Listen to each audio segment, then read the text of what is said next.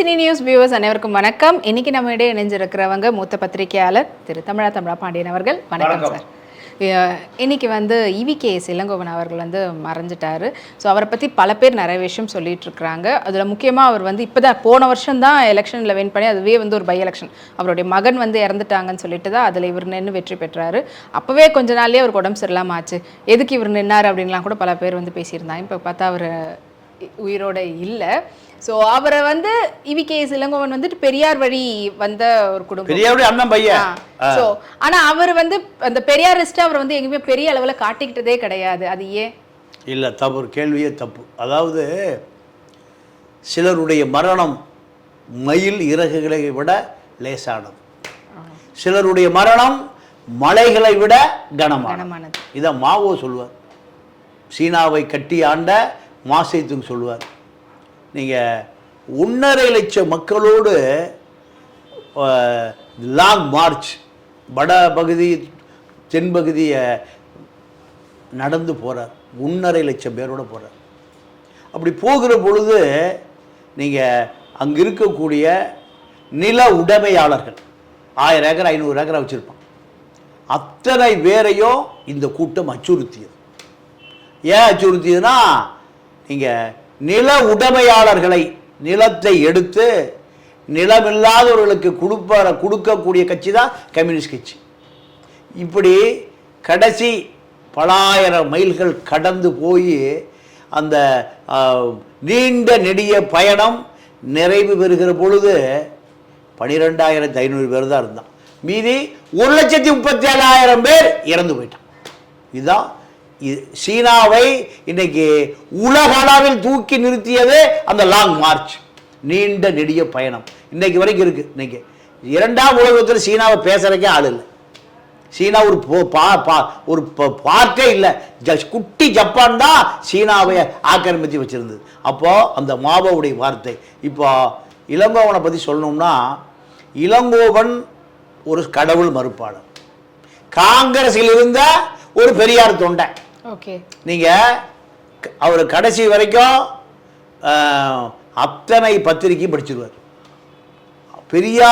பெரியாரை நீங்க நேரடியாக பார்க்க முடியாதே தவிர, அவங்க அப்பா சொல்லின் செல்வர் சம்பத், அவர் தான் திமுகவை ஆரம்பித்து வைத்தவரை. கரையான் புற்று வைக்க கருணாக பூந்து கொள்ளும். நீங்க பெரியாரிடமிருந்து அண்ணாதுரை உட்பட சொல்லின் செல்வர் சம்பத் அத்தனை பேர் வெளியே வந்த பிறகு முதல் கூட்டம் எங்க நடக்குதுன்னா திருச்சியில் நடக்குது. பெரியாரை ஏற்று திமுக கூட்டம். அண்ணாவை போய் அண்ணா காஞ்சிபுரத்தில் போய் கணக்கெழுத போயிட்டார். வரலாறு இவனுக்கு தெரியல. கணக்கெழுத போய் அங்கே உட்கார்ந்து இருந்தார். அப்போ திருச்சியில தான் முதல் திராவிட முன்னேற்ற கழக கூட்டம். திராவிட முன்னேற்ற கழக கூட்டம் அந்த கட்சியை ஆரம்பிப்பதற்கு இவங்களுக்கு ஒதுங்குறதுக்கு ஒரு தாழ்வாரம் கூட கிடையாது. 10க்கு 10 ரூம் கூட கிடையாது. எங்க ஆரம்பிச்சதுன்னா, இப்ப வட சென்னையில் இருக்கிற ராபின்சன் பூங்காவில் தான் கூடுவான். கூட்டிட்டு ஆண்டி மடம் கட்டது போய் கலைஞ்சு போயிடுவான். இன்னைக்கு கவுன்சிலர் 1000 கோடி தான் வச்சிருக்கான். அப்போ சம்பத்து என்ன பண்ணாரு தெரியுமா? திருச்சியில பெரியாரை எதிர்த்து முதல் கூட்டம் சம்பத்து அண்ணாவும் தான். எங்க திருச்சியில போடும்போது பெரியாருடைய தொண்டர்கள் அந்த காலத்துல எல்லாம் நீங்க சிலம்பு விளையாடுவான். எம்ஜிஆர் சிலம்பு விளையாட்டு பார்த்துருப்போம்ல, அவ்வளோ பேர் 50 பேர் சிலம்போட கூட்டிட்டான். ஒரு அடி அடித்தா மண்டையிலிருந்து ரத்தம் சீத்துன்னு வந்துடும்.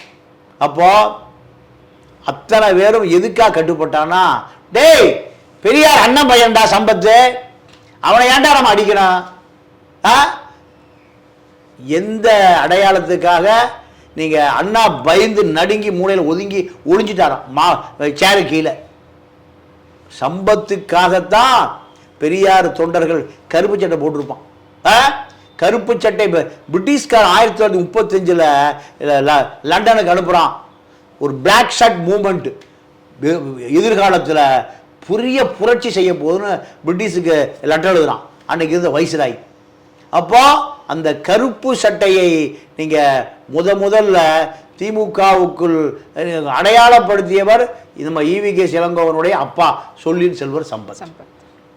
அப்போ பெரியார் அப்பா சம்பத்து, அம்மா சுலோச்சனா சம்பத். ஜெயலலிதாவுக்கு அந்த அம்மா தான் முழு ஆலோசகராக இருந்து இறந்துருச்சு.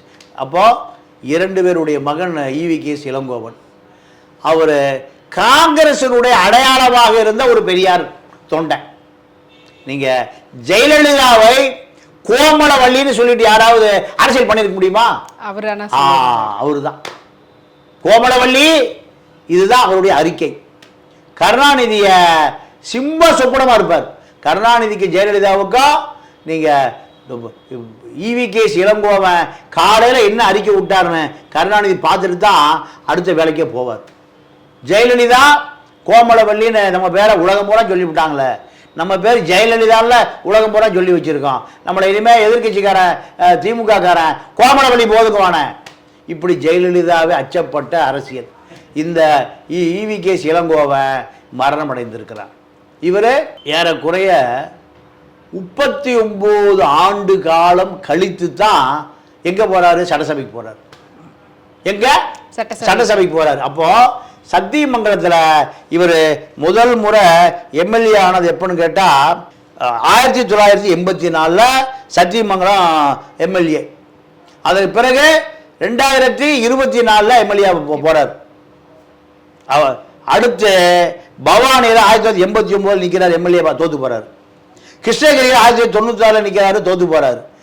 அதுக்கு பிறகு மீண்டும் அவர் நாடாளுமன்ற உறுப்பினர் எப்போ ஆகிறாருன்னு கேட்டால் 2004 கோபி நாடாளுமன்ற உறுப்பினராகி வெற்றி பெற்று ஜவுளித்துறை இணையமைச்சராக இருக்கார். கடைசியாக தேனியில் நின்று தோத்து போறார்.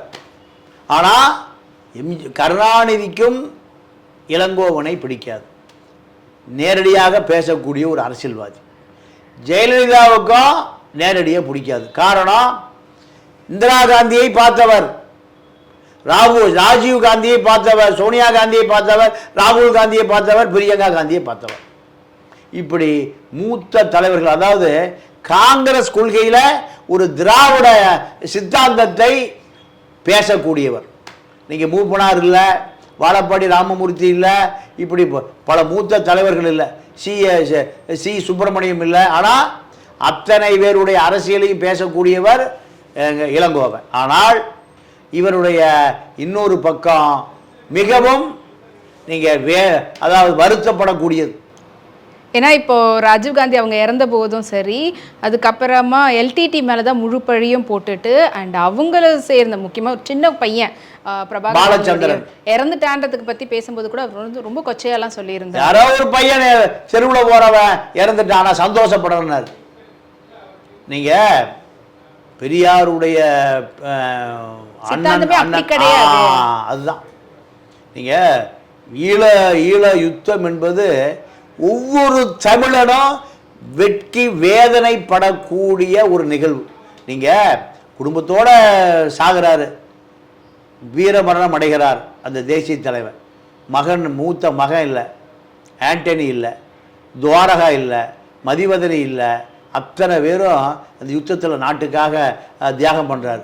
அப்போ இந்த பச்சைலம் பாலகன் இவனை மட்டும் நீங்கள் எப்படி இந்த சமூகம் 10 கோடி தமிழை காப்பாற்றுவாண்டான்னு அவனை அந்த சொந்த ரத்தத்தை கொல்ல மனசு இல்லாமல், தற்கொலை பண்ண மனசு இல்லாமல் குடும்பத்தோடு செத்து போகிறாங்கல்ல. அப்போ அந்த அந்த மகனை மட்டும் என்ன பண்ணுறாரு? அகதியோட அகதியை அனுப்பிடுறாரு. 10 கோடி தமிழ் இனத்தை நம்பித்தான் அந்த சிறுவனையாவது காப்பாற்றுவாண்டான்னு அகதியோட அகதியா போட்டுக்க சட்டையெல்லாம் அனுப்புறாரு. பார்த்தீங்களா அந்த படத்தை? ஆனால் கொடூரமான அப்போ அதை கண்டுபிடித்த சிங்களம், இந்த யுத்தத்தை நடத்தியதே இந்திய ஆரியம், இங்க இருக்கிற திராவிடம், அங்க இருக்கிற பௌத்தம், மூன்றும் சதி செஞ்சுதான் 5 லட்சம் மக்கள் தமிழ, பச்சை தமிழ 50,000 விலை மதிப்பற்ற இளைஞர்களை காவு கொடுத்த யுத்தம். ராஜீவ் காந்தி பிரபாகரனுடைய தூதுவர்களை கூப்பிட்டு நாடு வாங்கி தரேன்னு சொல்றாரு.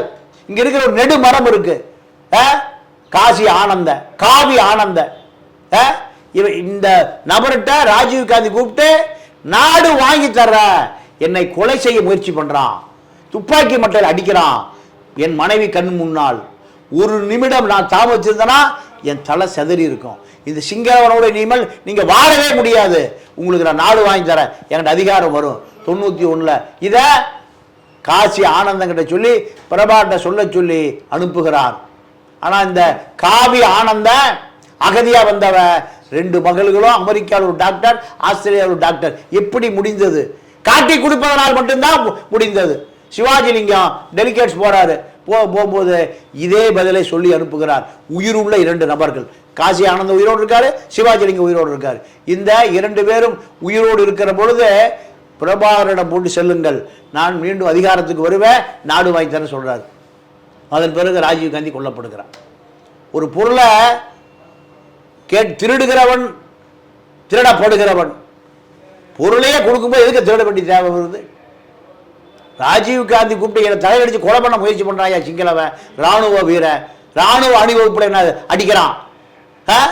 உலகமே பார்த்து அதிர்ச்சி விட்ட நிகழ்வு. அப்போ இந்த பயலுக்கு மத்தியில் இங்கே இருக்க முடியாது, நாடு வாங்கி தரேன்னு சொன்னவர் கொல்லப்படுகிறார்னா எப்படி ராஜீவ் கொல்லப்படுகிறார்? சுப்பிரமணிய சாமியார், சந்திரா சாமியார், ராஜீவ் கொலை குற்றவாளியா இருந்த குற்றவாளி இறந்துட்டான், எனக்கு நெருங்கிய நண்பன். அந்த சொன்னான், கார்த்திகேய உண்மை சொல்லாத அடிக்கிறான். போலீஸ் என்ன பண்ணுவான்? உண்மை சொல்ல சொல்லித்தான் அடிப்பான். ரங்கநாத், பெங்களூர் ரங்கநாத், ராஜீவ் கொலை குற்றவாளி ரங்கநாத் ஜெயிலில் வந்த ரங்கநாத் என்கிட்ட பல முறை சொல்லியிருக்கான், என்ன உண்மை சொல்லாத அடிக்கிறான். சந்திராசாமி சொல்லாத, சுப்பிரமணிய சாமி சொல்லாத என்ன அடிக்கிறான்.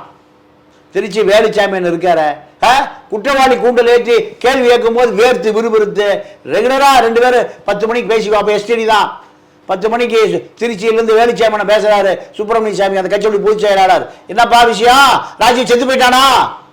10-15 சாகுறாரு, 10 மணிக்கு செத்து போயிட்டாரு சுப்பிரமணிய. எப்படி அவருக்கு தெரியும்? நீங்க ஜெயின் கமிஷன்ல கேட்கிறாரு, ஜெயின் கமிஷனே மர்மமா செத்து போறாரு. ராஜீவ் கொலைக்கு விசாரிச்ச ஜெயின் கமிஷனா செத்து போறாருங்கிறது மூதேவி உனக்கு தெரியல? இளங்கோவனுக்கு இதெல்லாம் அவருக்கு ஃபர்ஸ்டே தெரிஞ்சிருக்கு, நடித்திருக்கிறார். நீங்க ராஜீவ் எப்படி இறந்தாருன்னு 10 ஆண்டு காலம் இந்தியாவுடைய பிரதமர் சோனியா காந்தியுடைய லப்பர் ஸ்டாம்பு தான் மன்மோகன் சிங் தான் பிரதமர். ஆனா மன்மோகன் சிங்க பிரதமராக இருந்த பொழுது அந்த மாதிரி சிபிஐ இருக்கு, உள்துறை இருக்கு, எல்லா துறையும் இருக்கு, ராணுவம், நேவி, ஆர்மி எல்லாம் இருக்கு. ஆனா பிரியங்கா காந்தி எங்க வர்ற? அந்த அம்மா வேலூர் ஜெயிலுக்கு வந்து யார கேட்கிறாங்க? நளினிய எப்படி எங்க அப்பா செத்தாரு. இந்தியாவுடைய பிரதமரை உருவாக்கக்கூடிய சோனியா குடும்பம், ராகுல் குடும்பம், பிரியங்கா காந்தி குடும்பம் ஜெயிலில் அடைபட்டு கிடக்கிற ஒரு குற்றவாளி நளினியை எங்க அப்பா எப்படி செத்தாரு. எவ்வளவு ரகசியங்கள் அந்த நாட்டில் மறைக்கப்பட்டிருக்கிறது. இளங்கோவனுக்கு தெரியாதா? அந்த பச்சிலம் பாலகன் மரணம் அடைந்ததை நான் அன்றைக்கு தான் சந்தோஷப்பட்டேன்னு சொல்லுகிற ஒரு மனநோயாளி நான் பதிவு பண்றேன். பெரியாருடைய பேரன், சொல்லின் சொல் சம்பத்துடைய மகன், அதெல்லாம் மாற்று கருத்து இல்ல. இந்த மாதிரி கருத்து அவர் சொன்னதுனாலதான் பெரியாரிஸ்டாவே அவர் இருந்தது இல்லையே அப்படின்றதுக்காக நான் யாரும் இதுதான் உண்மை. நல்ல காங்கிரஸ் தொண்டன், அதுல மாற்று கருத்து இல்ல. திராவிட இயக்கம், காங்கிரஸ் 2ஐயும் உள்வாங்கிய ஒரு முழு நேர அரசியல்வாதி நான் ஒத்துக்கொள்கிறேன். ஜெயலலிதாவுக்கும் கருணாநிதிக்கும் சிம்ம சொப்பனமாக இருந்தவர் ஒத்துக்கிறேன். இப்படி ஒரு ஆண்மகன் இதுவரைக்கும் இருந்ததே இல்லை. இளங்கோவனை கட்டுப்படுத்துவதற்காக கருணாநிதி என்ன பண்றாருன்னா, சாத்தான்குளம் எம்எல்ஏவா இருந்த ராணி வெங்கடேசனுடைய வீட்டை போய் கருணாநிதி இடிக்கிறார். டிஜிபி வெங்கடேச பியூலா ராஜேஷுடைய அப்பா அவங்க வீட்டை போய் கருணாநிதி இடிக்கிறார். ஏன்? அந்த அம்மா ராணி வெங்கடேசன் எம்எல்ஏவை காங்கிரஸ்ல சீட்டு வாங்கி கொடுத்து இளங்கோவை. அப்போ அந்த வீட்டை இடிச்சா இளங்கோவை சான்றாயிருவார் யாருக்கிட்ட? கருணாநிதி. இப்படி பல சூழ்ச்சிகள் நடந்தது. இதையெல்லாம் முறியடித்தவர் இளங்கோவன், அதுல மாற்று கருத்தே இல்லை. ஆனால் அவருக்கு இந்த முகமும் 50% நீங்க நல்ல முகம், 50% பயங்கரவாத முகம். இப்படி இப்போ அவர் இறந்திருக்கிறதுனால நிறைய பேர் வந்து பார்க்குறாங்க அவருக்கு வந்து இறுதி அஞ்சலி வந்து செலுத்துறாங்க. ஆனால் அவருக்கு இப்போ வரக்கூடிய இரங்கல் செய்தியாக இருக்கட்டும், இல்லைன்னா வந்து பார்க்குறவங்கள விட இறந்து 1 வருஷம் ஆனாலுமே விஜயகாந்த் அவங்களுடைய நினைவிடத்துக்கு வரக்கூடிய கூட்டம் தினசரி குறையாம வந்துகிட்டு இருக்கிறாங்க.